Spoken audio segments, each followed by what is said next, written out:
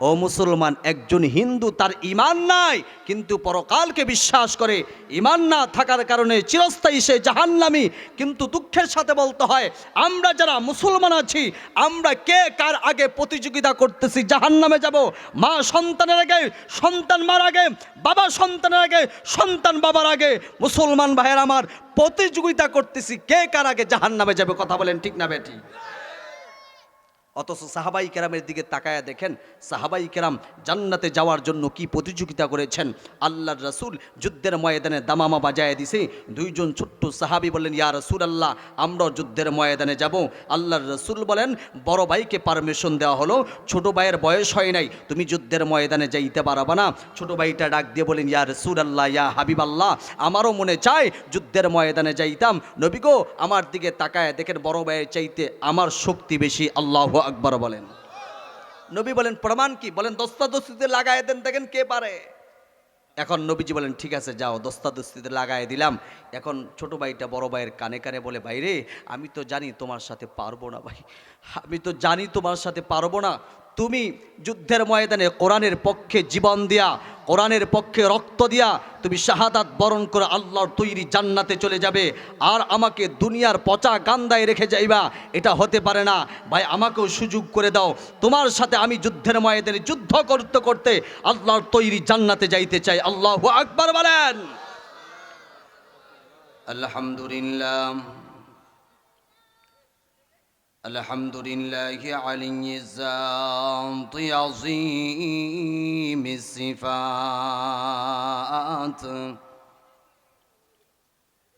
সামিয়্যিস সিমাতি কাবীরিশ শান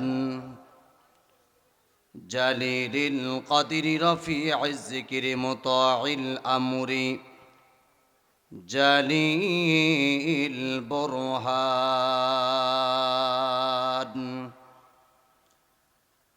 ونشهد أن لا إله إلا الله وحده لا شريك له ونشهد أن محمدًا عبده ورسوله أما بعد فأعوذ بالله من الشيطان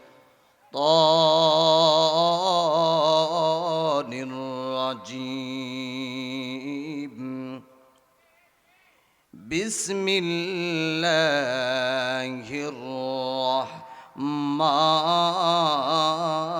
الرحيم يا أيها الذين آمنوا قوا أنفسكم وأهليكم نارا قال رسول الله صلى الله عليه وسلم لا دار بعد الدنيا إلا الجنة أو النار أو كما قال عليه النبي والصلاة والسلام সকলে আমার সাথে জবান খুলে উঁচু আওয়াজে মোহাব্বতের সাথে পড়ি, বালাগাল উলা বিকামালিহি কাশাফাদু